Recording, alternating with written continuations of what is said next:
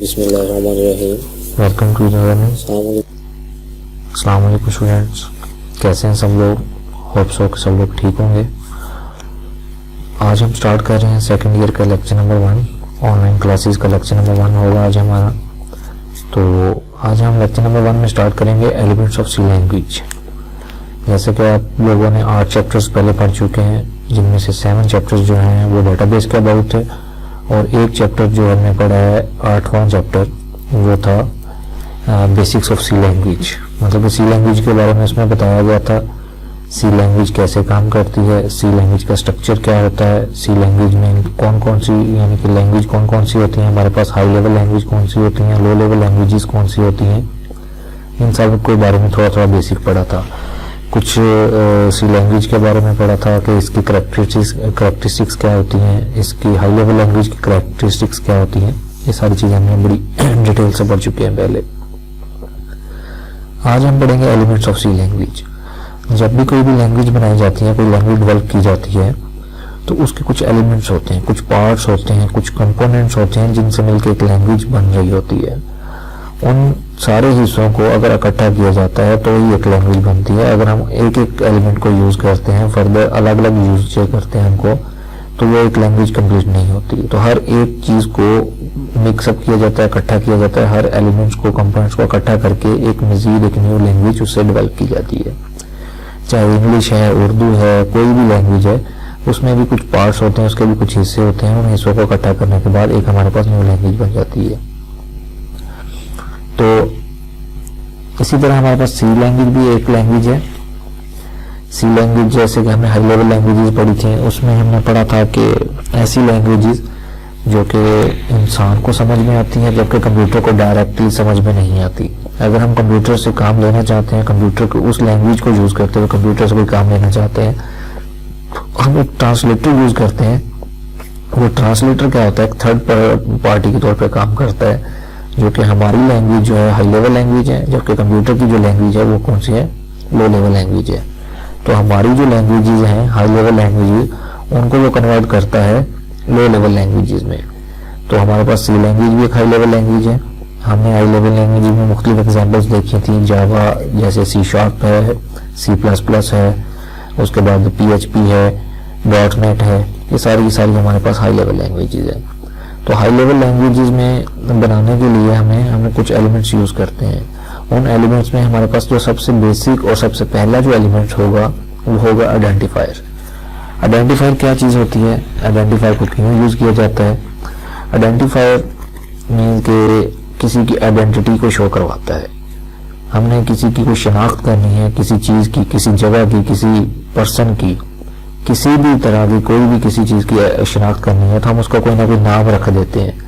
उस नाम की बेस पे उसको कॉल किया जाता है, उस नाम की बेस पे उसकी पहचान की जाती है, और नाम की बेस पे ही आगे उसके ऊपर कोई भी एक्शन परफॉर्म जो करना है हमें वो किया जाता है।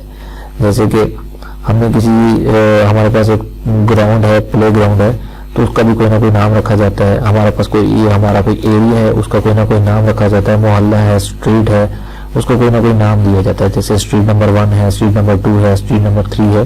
तो हमने क्या करना है, अगर किसी ने जाना है तो कहाँ पे जाना है? स्ट्रीट नंबर 1 में जाना है, स्ट्रीट नंबर 2 में जाना है। अगर मैंने किसी को कॉल करना है, एक लड़के का नाम अली है, एक अहमद है, एक कोई और नाम है, तो इसी तरह से मैं किसको कॉल करना चाहता हूँ, अली को, अहमद को, या किसको कॉल करना चाहता हूँ, उसके नाम से उसको कॉल किया जाता है।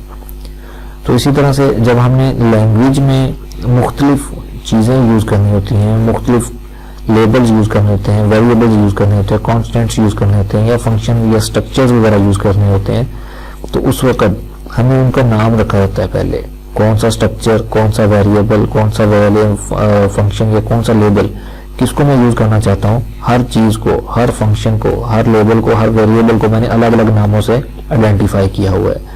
अब जिस फंक्शन को या जिस वेरिएबल को मैं कॉल करूंगा, सिर्फ वही एक्शन परफॉर्म करेगा, बाकी सारे जो फंक्शन या लेबल्स या वेरिएबल्स होंगे वो रेस्ट पोजीशन में होंगे, वो कोई काम या कोई एक्शन परफॉर्म नहीं करेंगे उस टाइम में। तो हम आइडेंटिफायर क्यों यूज करते हैं? जब हमें किसी को कॉल करना होता है, जब किसी से कोई एक्शन परफॉर्म करवाना होता है, तो उस वक्त हम क्या यूज करते हैं? आइडेंटिफायर्स यूज करते हैं। इसी तरह सी लैंग्वेज की बात करते हैं, तो सी लैंग्वेज में भी हमने हर वैल्यू को, हर फंक्शन को, हर स्ट्रक्चर को, हर कांस्टेंट को कोई ना कोई नाम असाइन किया हुआ है। जब हमें उन चीज़ों को यूज़ करना होता है तो उनके नाम से कॉल किया जाता है, उनके नाम से उनको यूज़ किया जाता है, फिर वो कोई एक्शन परफॉर्म करते हैं। जैसे कि आइडेंटिफायर की डेफिनेशन है हमारे पास, आइडेंटिफायर की जो डेफिनेशन है वो है हमारे पास जी के an identifier is the name given to the variable, constant, function, labels. ऐसा नाम जो किसी वेरिएबल को दिया जाता है, किसी कांस्टेंट को दिया जाता है, किसी फंक्शन को दिया जाता है या किसी लेबल को दिया जाता है, वो नाम हमारे पास क्या कहलाता है? आइडेंटिफायर कहलाता है। ठीक है, जैसे यहाँ आप देख रहे हैं ये जो है ये क्या है? आइडेंटिफायर की डेफिनेशन हो गई। जैसे मैंने कोई नाम स्क्रीन के ऊपर डिस्प्ले करवाना है तो उसके लिए किस फंक्शन को कॉल करूंगा? प्रिंटफ के फंक्शन को करूंगा। अगर मैंने सिस्टम को कोई इनपुट देनी है तो उसके लिए किस फंक्शन को कॉल करूंगा? और उसके लिए मैं कह लें कि स्कैनएफ के फंक्शन को कॉल करूंगा। तो इस तरह से मैंने वो फंक्शन अगर यूज करना है तो मुझे उसका नाम याद होना चाहिए या मुझे उसका नाम पता होना चाहिए, देन मैं उसको यूज करूंगा। तो सबसे बेसिक जो चीज़ है हमारे पास किसी भी लैंग्वेज का हिस्सा जो है वो आइडेंटिफायर्स होते हैं। अगर हमें आइडेंटिफायर्स यूज करने आते हैं, आइडेंटिफायर्स बनाने आते हैं, आइडेंटिफायर्स का नाम पता है, आइडेंटिफायर्स की शनाख्त का पता है हमें, तो हम इजीली उस लैंग्वेज को अडॉप्ट कर जाते हैं। तो जैसे अगर मुझे 3 सब्जेक्ट्स हैं, उनके मार्क्स अगर सेव करने हैं कंप्यूटर के अंदर, तो मैं उनको कैसे कॉल करूंगा या कैसे उनको सेव करवाऊंगा? मेरे पास एक सब्जेक्ट के मार्क्स 50 हैं, एक के 30 हैं और तीसरे के 50 हैं। अब मैं 50 किसके बता रहा हूँ? कोई पता नहीं है। 30 किसके बता रहा हूँ? कोई पता नहीं है। और 50 दोबारा किसके बता रहा हूँ? कोई पता नहीं है। लेकिन अगर मैं इनको इस तरह से सेव करूँ कि इंग्लिश के 50 हैं, उर्दू के 30 हैं और मैथ के 50 हैं, तो अब आपको समझ आ रही होगी कि मैं क्या कह रहा हूँ। मैं कह रहा हूँ कि जी 50 मार्क्स जो हैं इंग्लिश के हैं, 30 मार्क्स जो हैं उर्दू के हैं और फिर मैथ के भी कितने हैं? 50 हैं। तो इजीली अंडरस्टैंड हो गया कि किसके कितने। तो हमने क्या कर दिया? आइडेंटिफाई कर दिया, मेंशन कर दिया कि किसके कितने मार्क्स हैं। इसी तरह जब कंप्यूटर में हम मुख्तलिफ काम करवाना चाहते हैं तो उसको भी पता नहीं चलता, तो उसको बताने के लिए हम हर फंक्शन का, हर वेरिएबल का, हर कांस्टेंट का, हर स्ट्रक्चर का, हर लेबल का मुख्तलिफ नाम रख देते हैं, या हम रख देते हैं या वो कंप्यूटर ऑलरेडी कुछ फंक्शंस होते हैं जो कंप्यूटर जिसमें कंप्यूटर के ऑलरेडी नाम रखे होते हैं। हम उन फंक्शंस को, उन नामों को, उन आइडेंटिफायर्स को याद कर लेते हैं, फिर उन आइडेंटिफायर्स को जब जरूरत पड़ती है तो तब कॉल किया जाता है और उस वक्त उनको कॉल करने के बाद फिर कोई भी एक्शन परफॉर्म करते हैं। अगर हमने खुद से कोई आइडेंटिफायर बनाना है तो आइडेंटिफायर बनाने के लिए कुछ रूल्स होते हैं हमारे पास। अगर उन रूल्स को फॉलो करेंगे देन ही हमारे पास कोई आइडेंटिफायर बन पाएगा। किसी वेरिएबल का या किसी भी कांस्टेंट का हम कोई नाम रख सकते हैं।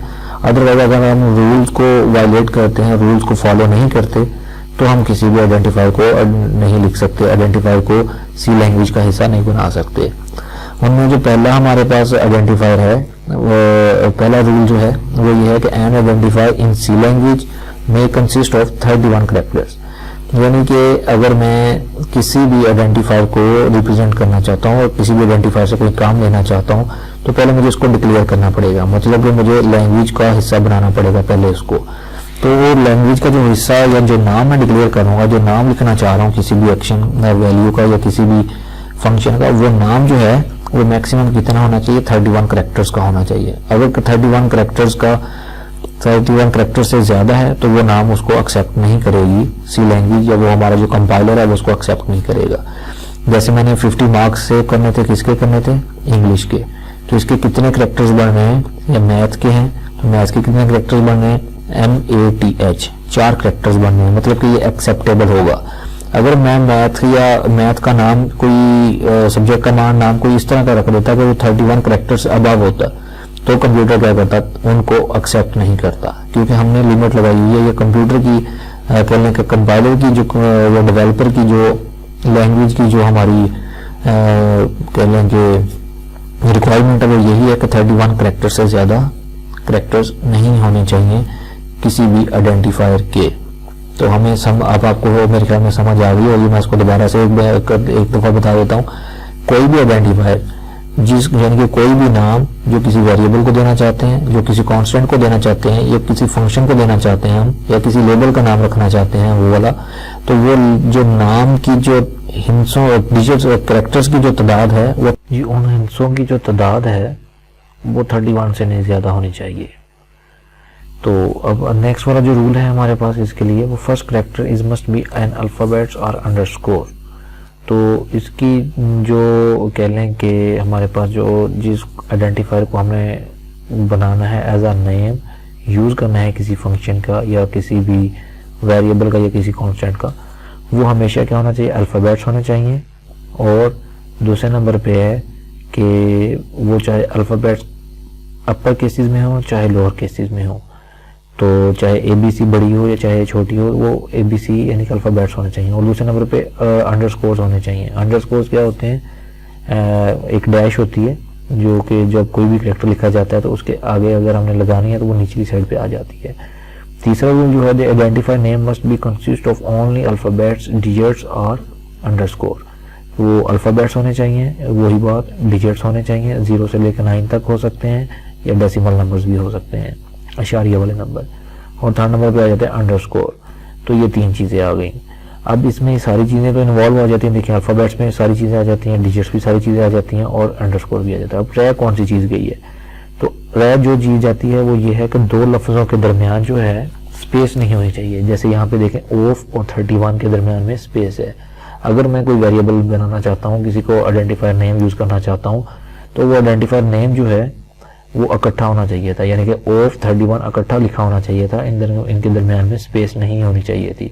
अगर इनके दरमियान में स्पेस है तो हम इसको एज आइडेंटिफायर यूज़ नहीं कर सकते। अगर इनको मैं इकट्ठा लिखूंगा तो ही मैं इनको एज आइडेंटिफायर यूज़ कर सकता हूँ। थर्ड वाले में क्या आ जाता है, reserve word can not be use as identifier.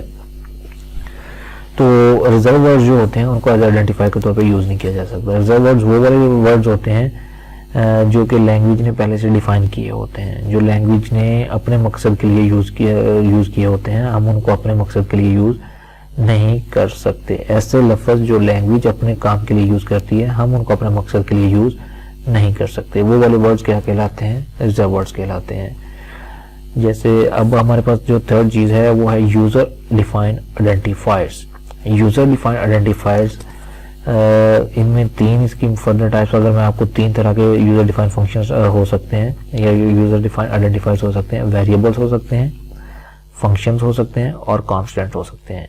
इन तीनों चीज़ों से, ये तीनों चीज़ें क्या हैं, यूज़र डिफाइंड आइडेंटिफायर्स हैं। अगर हम फंक्शन आपसे कोई पूछता है कि फंक्शन क्या चीज़ें हैं, तो हम कह सकते हैं कि यूज़र डिफाइंड फंक्शन आइडेंटिफायर्स हैं। वेरिएबल्स कौन से हैं, यूज़र डिफाइंड आइडेंटिफायर्स होते हैं। और कांस्टेंट्स क्या हैं, यूज़र डिफाइंड आइडेंटिफायर्स हैं। अच्छा, ये जो फंक्शंस हैं ये हमारे पास 2 तरह के होते हैं, यूज़र डिफाइन भी होते हैं और दूसरे से जो पहले से प्री डिफाइन होते हैं वो भी होते हैं। तो ये आपको वो जब थोड़ा सा प्रोग्रामिंग में एक्सपर्ट हो जाएंगे तो आपको पता चल जाएगा कि यूज़र डिफाइन कौन से होते हैं और कॉन्स्टेंट्स सिस्टम डिफाइन या पहले से डिफाइंड वाले फंक्शंस कौन से होते हैं। तो अगर हम यूज़र डिफाइंड आइडेंटिफायर्स की बात करते हैं तो इसमें 3 चीज़ें आ जाती हैं, वेरिएबल्स भी आते हैं, फंक्शंस भी आते हैं और कॉन्स्टेंट्स भी आएंगे।